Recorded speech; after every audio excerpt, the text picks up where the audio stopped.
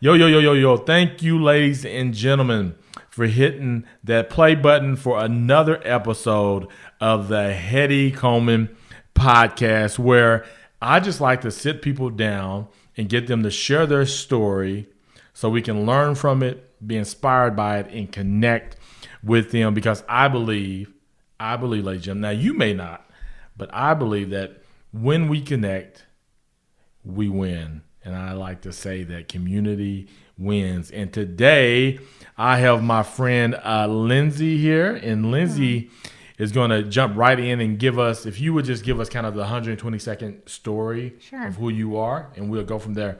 And the reason I did not say Lindsey's last name, even though I know it, I see it in my mind. It's hard. It's really hard. I will mess, and I'm doing something I shouldn't. I'm chewing gum while talking, and I will mess it up. Let me see if I can try to say it. Speligene. Perfect. Yeah, that's perfect. Speligene. It's not the easiest. Lindsey Speligene. Yes. Just rolls off the tongue. There we go. Lindsey, give us a 120-second story of just a little snippet of who you are. Maybe kind of where you live, where you grew up. Sure. Maybe a little bit of college. Maybe a little bit of whatever you want to share in there, and then to where we're at right now. Okay. Cool. So, thanks for having me on too, by the way. Of course. So, I grew up in Eufaula, Oklahoma, similar to Guthrie, but much smaller. Third largest man-made lake in the U.S. in Eufaula, Oklahoma. Yes, Lake Eufaula, 600 miles of shoreline, and that's basically all there is the lake. So, but that's the reason most people move there, right? Yes, a lot of retirees. It's so much fun in the summer. Go out on the boat every day.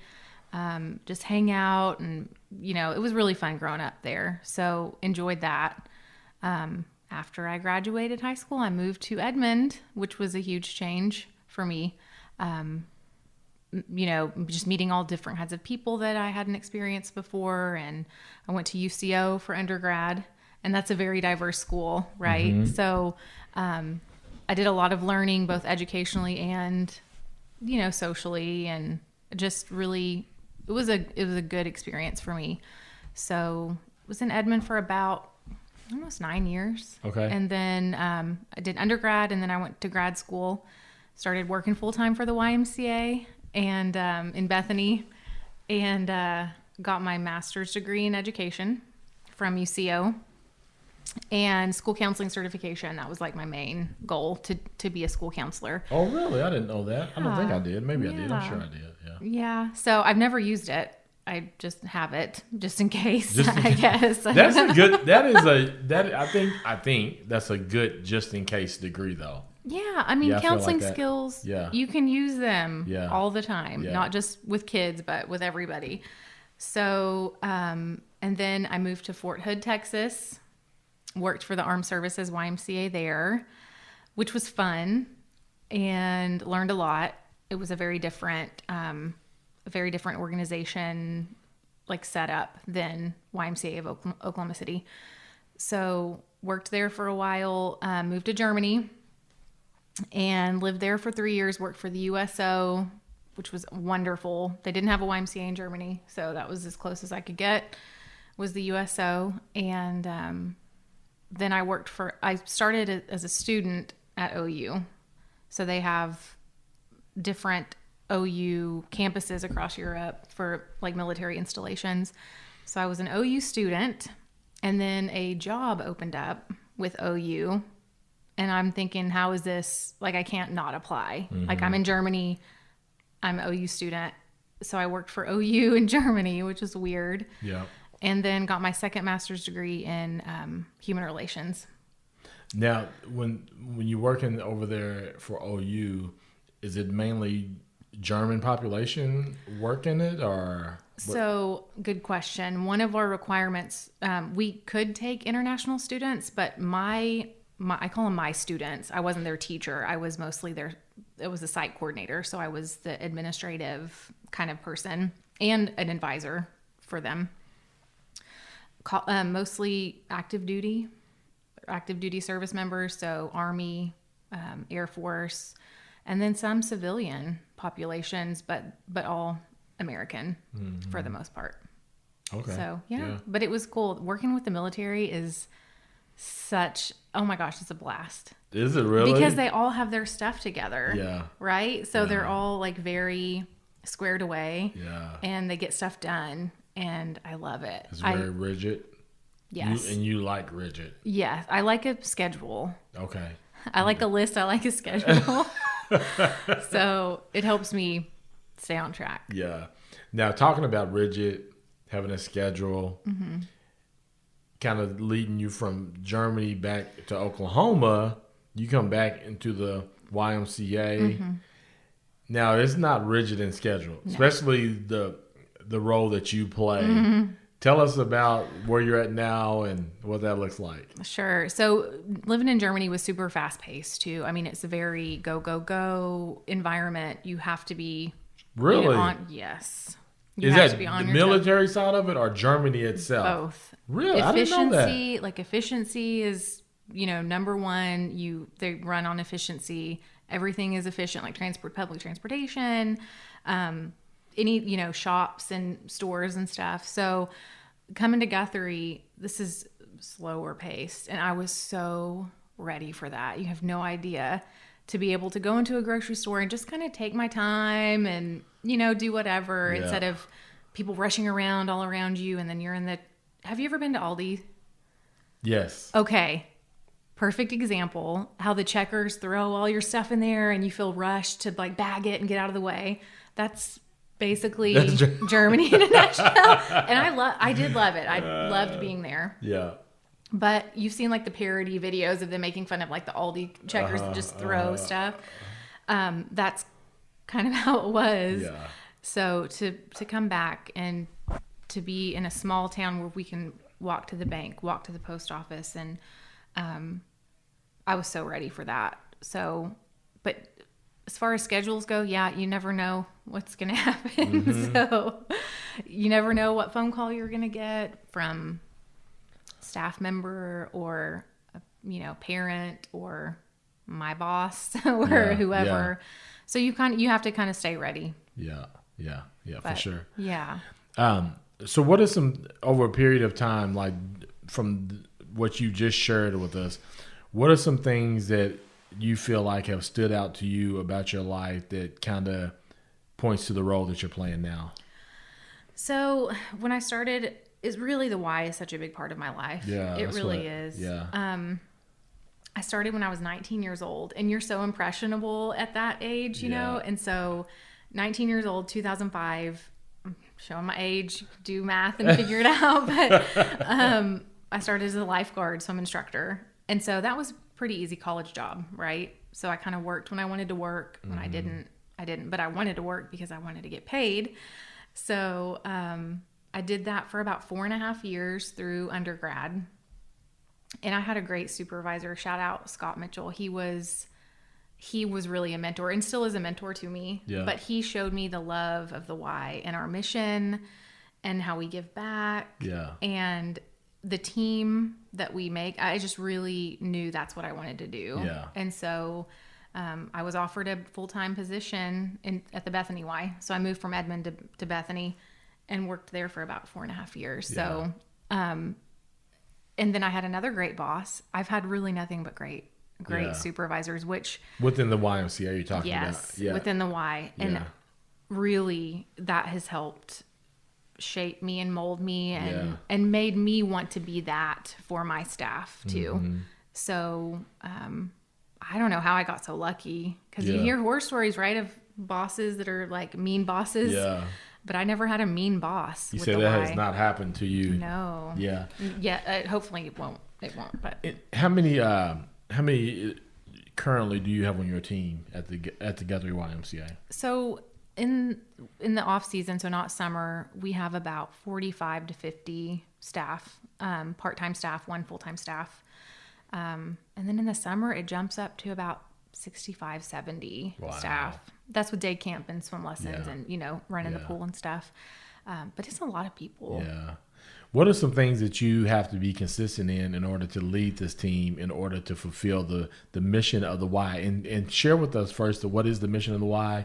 Sure. And then what are some right things you have to be consistent in order to really achieve that mission with your team? I love sharing the mission. Yeah, every chance I get, I say it. So, and I had to learn it in my very first training with the YMCA. I had to learn it. It was a swim lesson instructor training. And our mission is to put Christian principles into practice through programs that build a healthy spirit, mind, and body for all. So I will never forget that, probably until the day I die. It'll probably be my last words on earth spoken. And I just think that sums it up. And you have a hard day, you have a rough day, and you can go back to that, and it kind of just centers you. Yeah. But consistency, oh man. I think really with my expectations of the staff, I have to be pretty consistent. Because what I expect of one, I should expect from all of them. So kind of having some, the expectations of your staff be consistent in those with each one. Yes. Yeah.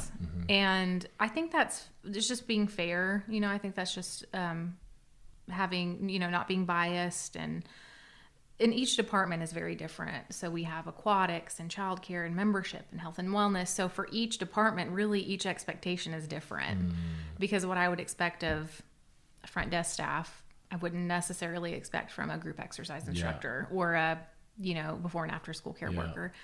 But I think and also letting them know, these are my expectations of you, and I try to set them pretty high, because I've found that when you set expectations high, they're 95% of the time they're going to meet it. And so I try to do that. That's good. Yeah. Is there anything else that stands out to you when you work with, especially a team of 45 to 70? Like, you have like somebody listening in and trying to figure out how to kind of lead a team of that size. Is there anything else that you've kind of learned to do in order to be successful in that? So group me, the group text messages helps a lot with communication and people filling in for each other. I think really communication too, that's a form of communication, but team meetings, staff meetings, really important. And it's not, and I always want to make sure I'm not calling a staff meeting to just complain or to point out the negatives or, I had this many upset people, but also say like, you guys are doing really well in these areas. Like, look at these good comments too. And to share that with them so it's balanced. But communication for sure. And I always tell my staff, you can't bother me enough, because they're always like, I'm sorry to bother you. Kenneth says that every time. I'm sorry to bother you. I'm like, you're not bothering me. Kenneth is my son. So. Yes, he's awesome. He works front desk for us. So I appreciate phone calls, text messages, emails, and I have them keep me accountable, because if they ask me for something, 2 or 3 days go by, something happens, I say, remind me, please. Yeah. If you need something ordered or, whatever, please remind me. Yeah. So they're good about that. Yeah, that's good. So, and I like to hear you say as a leader, like, I ask my team to hold me accountable, because even though you're the leader, you still want some of that, hey, hold me accountable. I want to be able to lead you well. And in me doing that, it's you helping me by holding me accountable to things. And then also just holding ourselves accountable. Yeah. And then, so what types of programs, because every YMCA is different. So different. What kind of programs do you all currently have in Guthrie, America? And then how are programs added? Sure. So I'm glad you said every Y is different, because we're here for our community, and every community is so different and diverse. So here in Guthrie, we do, before and after school care in the school sites. We have a great relationship with Guthrie Public Schools, which I'm very thankful for.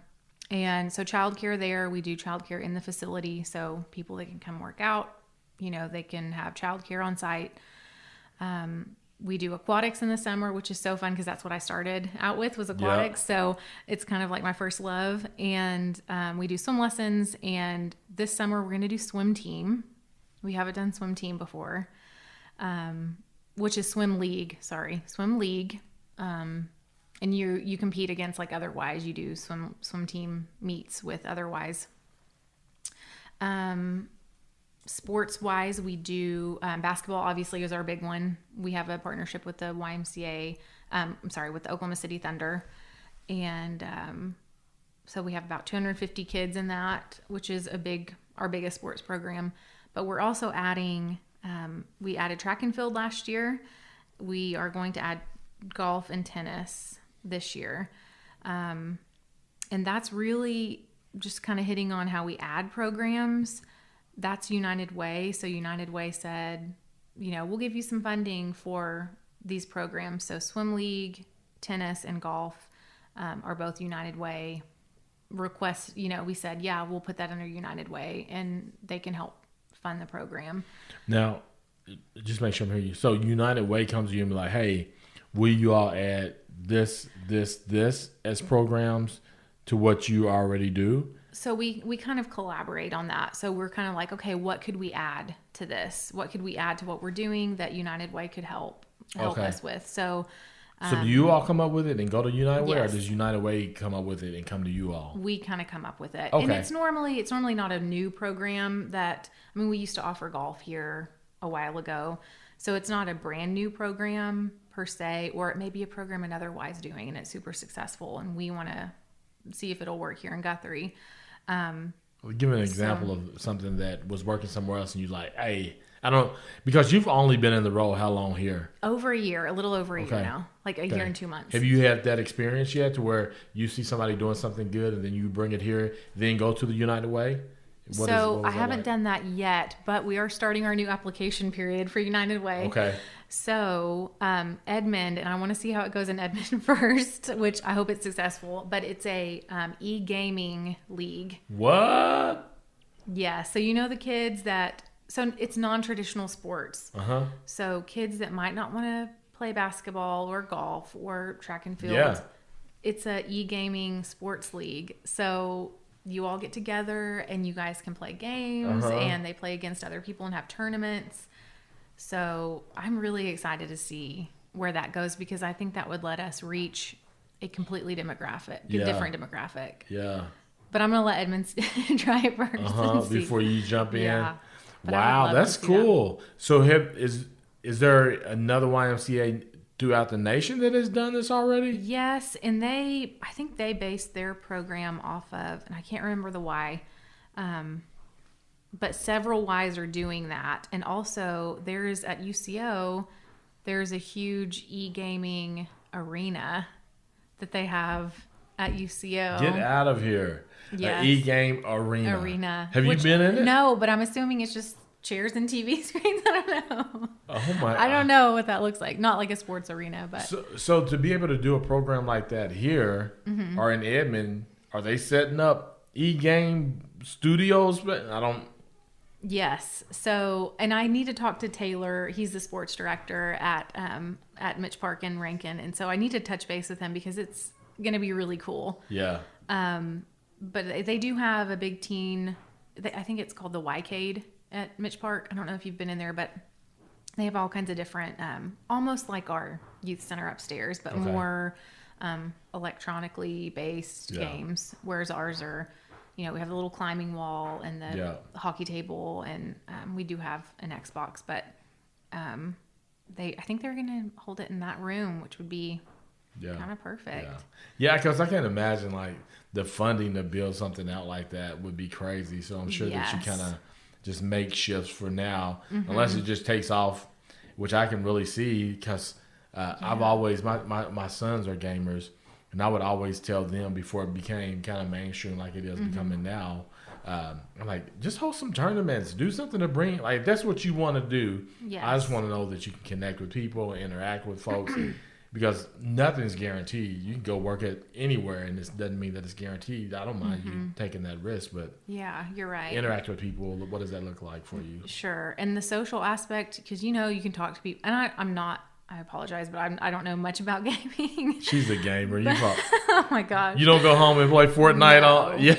I've watched some kids play and it looks fun, but you can talk to people on headsets, and so that kind of social interaction, even though it's different than what we would traditionally think is a face-to-face conversation, getting those social skills, I think you can still develop those. It's just in a different capacity. So we'll see. I don't know. We'll see what happens. That's going to be really cool.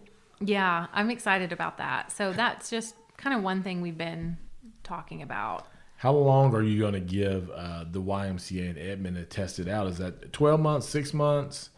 I feel like a full year would probably be sufficient to see if it's going to, be a set program. Yeah. And we are different than Edmond, so and stuff that works at 1Y, you're not sure, but it does give you kind of some knowledge to start with, and you can look at their budget and see, what they used for what equipment, and so I don't know. That's kind of the one that I'm thinking about the most right now, and it's probably the most untraditional program so far. Yeah, but we'll see. More on that. Stay tuned. Yeah, no, that's going to be exciting. Now, talking about United Way, now I know that United Way provides funding, not just to the YMCA, but to a lot of different organizations. Yeah. And that just brings up my thought, because the YMCA has members. Like, you have people come in and pay for memberships. Now, then you just mentioned that the United Way gives you funding as well. Yes. So memberships, United Way, is what primarily funds you all, and what does that look like big picture wise? Sure. So big picture wise, we have about 2,000 members right now in Guthrie. Hopefully that will increase. I would love to see that grow. But wait, you said 2,000 members? Yeah. Really? Now that's not households. That's an approximate. That's not household. That's each. So if, your household. If you count as every individual, even within a Wow, that sounds big. Like, because when we talk about it, we typically talk household units, right? Yes, units. So we'll say 500 and something. Yes. When you say 2,000, like 2,000, you should start saying that in our meetings. Yes. Yeah. That's so not a bad FYI, I volunteer with the YMCA, and so that's kind of that's the reason I kind of know those. You're being humble. Hetty is our chair. Yeah. So he's our council chair, which means he helps run the meetings and that kind of stuff. And we're so grateful for you to do that. So 2,000 members. Want to get that up? Okay. Yeah. Now just roundabout. That's an approximate. I haven't checked them today, but so that's a revenue. I mean, that's our pretty much main source of revenue. For the branch and to hold, other programs. But United Way, the application process is pretty strict. And so right now we're just receiving funding for our youth and family department, day camp, before and after school care, and then our sports department, which would be tennis, golf, swim league, and what else? Basketball. So just specifically those, and we have to turn in 2 separate applications for each department. And they want to know, have you ever been part of the United Way? Have you ever sat on one of those committees? No, they've asked me to, and I'm like, you really should do it, because it's kind of cool to see like the whole process. Yeah. And for us as nonprofits asking for funding, it's stressful and nerve-wracking, because you want, obviously you want to be approved and you want to receive that funding to help. But anyone that is a United Way partnership, they have worked for that partnership. So the committee comes in and asks you questions. And now, is that committee, so I know like there's a United Way of Logan County, or however you say that. Yes, you're right. So that committee's out of that county. Yes. Now, are they also the ones that decide the funding, or does that go national, or does that go to people outside of here? It's here. It stays local. And so we have the opportunity, because we're in Guthrie, so we're the only branch that actually does something different. All the other Ys are with Central, United Way of Central Oklahoma. So we have kind of a different relationship with Logan County United Way. So, but what's cool is at our committee meeting, we had Dr. Simpson, the superintendent of Guthrie Public Schools. We had Lee Alsup, the city manager. So it's all people that I know and that knows the why, know our programs. And so that was really cool to me that I know people and, so I felt more comfortable than I thought I would. Because it is, it's not an interview, but they do see if they have any concerns about program enrollment or, anything like that, then that's the time to answer their questions. So, but as far as the money that we receive, we did receive an increase for the first time last year in a long time. So we use that money. We don't buy equipment necessarily with it. We, don't pay our staff. For the gym. Don't pay the staff with it. It's for scholarships. So if someone comes in and they want to, sign their 3 kids up for basketball, for a non-member, that's $85 a kiddo. Wow. And so you're looking at almost $300, as a non-member. Household members, just so free. They get to play sports for free. That's a benefit. But we can say, well, we have scholarship money available. Here's the application. They apply, and then they can get a percentage off. And I saw a lot of people utilize that. Now, do those families, and we'll get back to how the funding thing works. Yeah. Now, do those families come in, fill out the application, and then say, oh, I can't afford to pay this? Or do they come right in aware of the price and say, hey, is there any way that you all can support me in this? What is the typical way of that happening as far as you all saying, okay, we can scholarship you or not? It's a great question. We get both. So sometimes if they were on previous scholarship last year, they'll come in and say, oh, I need a scholarship again. If, it's their friend, the kid's friend that's, mom tells other moms, hey, they offer financial assistance, then they'll come and say, well, I heard you guys offer a discount. Sometimes, we'll be signing people up and we're like, okay, your total is, $105 today with the jersey. And they're shocked. And if they can't pay that, then we say, but look, we have financial assistance. So bring this back, with some documentation, and then it's a huge savings for them. And so, because we really don't want to turn anyone away because they can't afford to either be a member or for childcare. I mean, that's huge. Affordable childcare is huge. And sports are just good for kids too. Not only exercise, social skills, all those things. That's cool. What would you say that the percentage of people who get scholarships year after year are pretty high, or is it low? Like, do most people come and get a scholarship that only needed for a year, and you're like, okay, I'm good next year, and you probably never see them again? Yeah. So they do have to renew every year. So we tell them, this is good for 1 year. You will need to reapply next year. So they'll have to bring in, if they have a change in circumstance. And I always tell people this, I hear all kinds of, stories, extenuating circumstances. 2 days ago, a lady's daughter came in. She was an older daughter. And she said that her dad had left and they're on a limited income. And I said, well, let's do this discount. Is that going to work? Because it was her and her brother that they were going to take over the membership rate. And I said, well, will you guys be able to afford this? Does this look okay per month? And because basically they don't have a lot of income right now. The dad was their main source of income.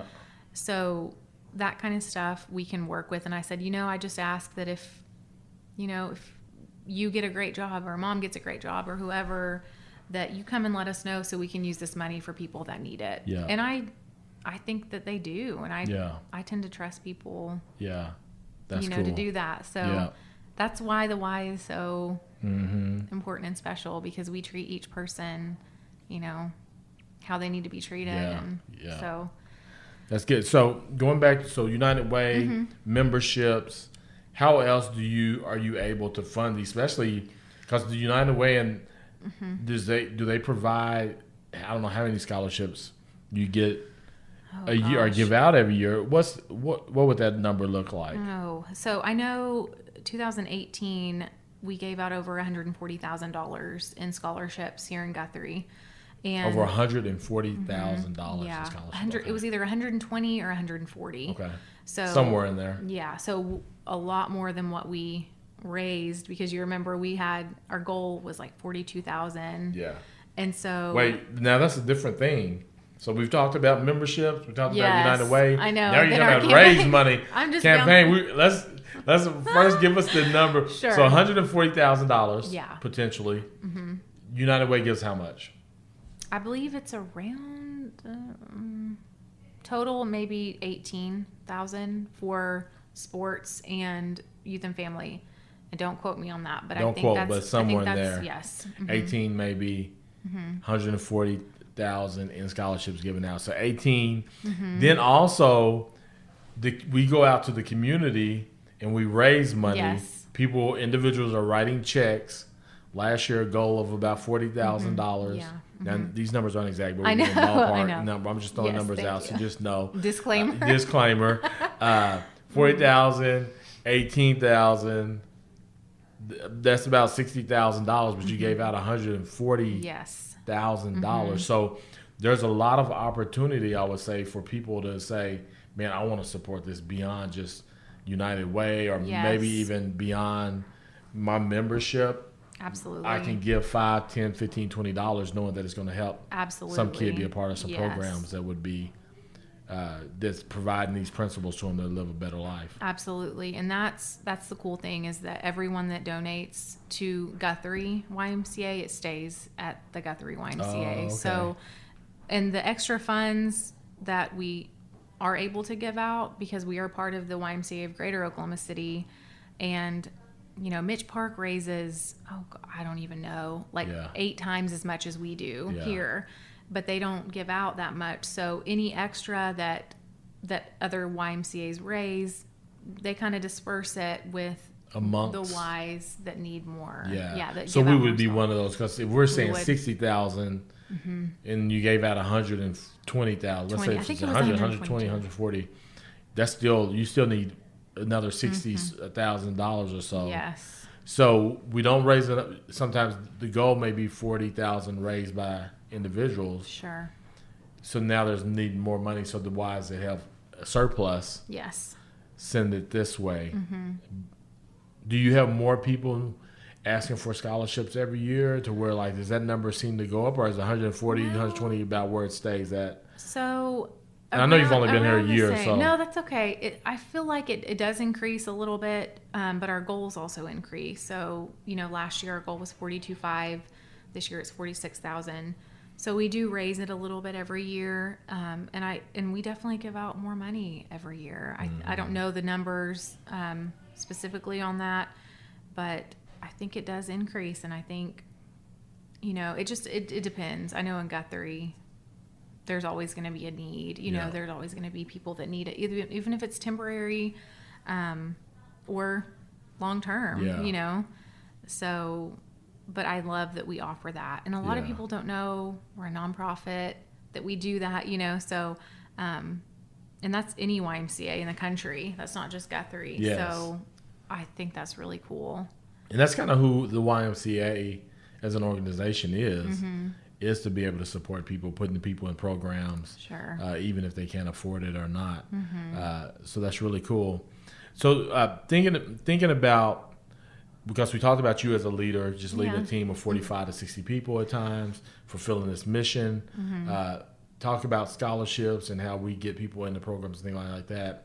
What are something, like, somebody's listening in and they also have to raise money? Like, they work for a nonprofit. Do you have any things that you say, hey, here are some right things to be consistent in to be a great fundraiser? Sure. Because you talk about your team has surpassed their goals. Yes. So yes. is there any tips or anything that you Well, see in that you can share out of your story? Well, you're also a fundraiser too for us, so that's part of the council's role, is to be a fundraiser for the Y, and so you could probably tag team. But I hated asking for money when I was little. You have to bring home those things, sell cookie dough. Oh yes.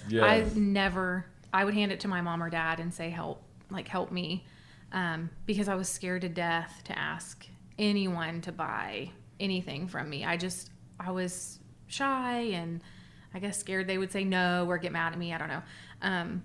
So it's been a learning experience, fundraising for me, but it's not, when I think about it, it's not for me. I'm not asking money for me. I'm asking money for so many great people that need it. And so when I think about, okay, I'm asking money on behalf of this person or this kid that is in foster care and needs that money to have a safe place to go after school, or this guy who has special needs and there's no way he could pay a full membership. So when I think about those things, that's what I focus on. I'm asking for them, not for me. And it's, it just takes it to a different level, I think. But I think building those relationships, fundraising, is huge.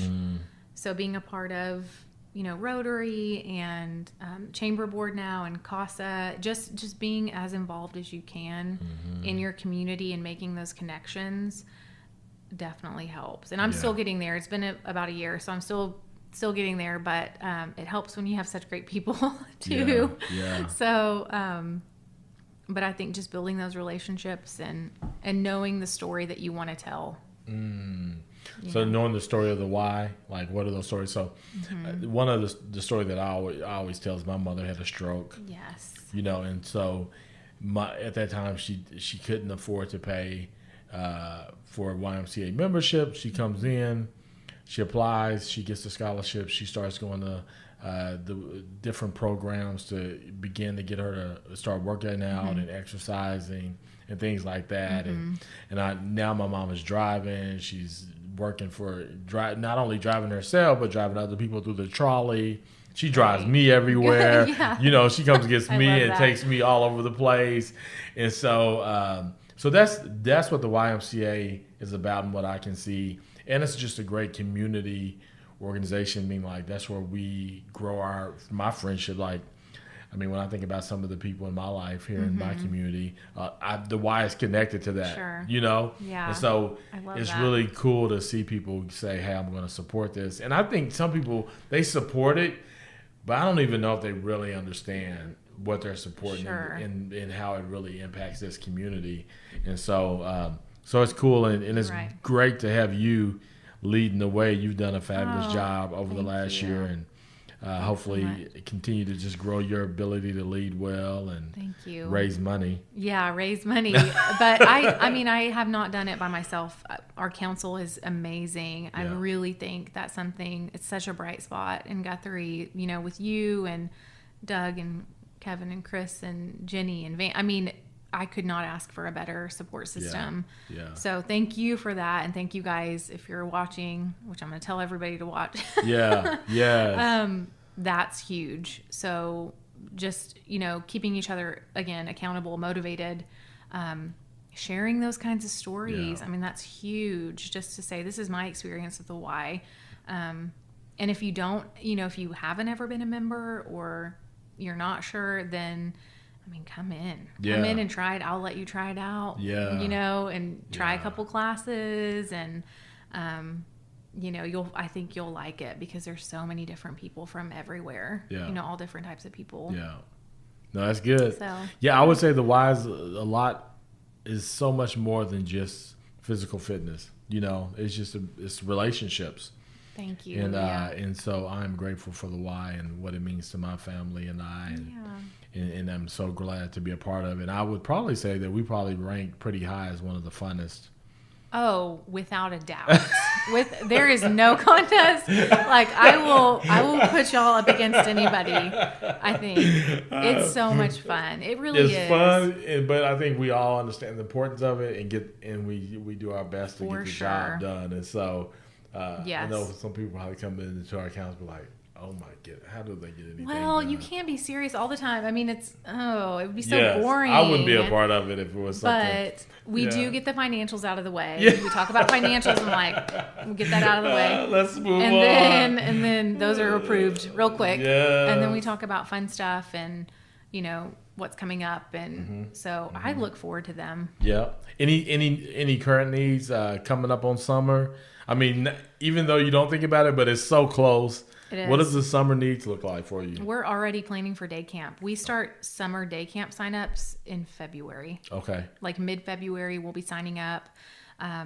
Always need good counselors. So if 18 and up, you love kids, come by the Y, fill out an application. We'll need some lifeguards. We're going to do lifeguard training that we can provide free. So if you ever wanted to be a lifeguard, you're 16 years old, and you can swim. You have to know how to swim. We'll send you through a lifeguard class. So those are really two current needs right now. And I guess just parents knowing that this is available to them. You don't know what you're going to do with your kids this summer. The YMCA is ready to take them and give them a great summer experience. And then workers, if you're looking for a summer job, it's great. It's a great summer job. Come be a part of it. For so sure. that's really good. So yeah. Well, thank you so much for being on. Thank you for having me. I was super nervous, but it wasn't near. Yeah, no, it's not. It is not bad at all. Once you just get to talking and answering the questions. You asked me stuff about the why. I could talk about it all day long. Yes, so I feel good about that. Good. Thanks for having me. Well, ladies and gentlemen, as always, a big thank you and go win.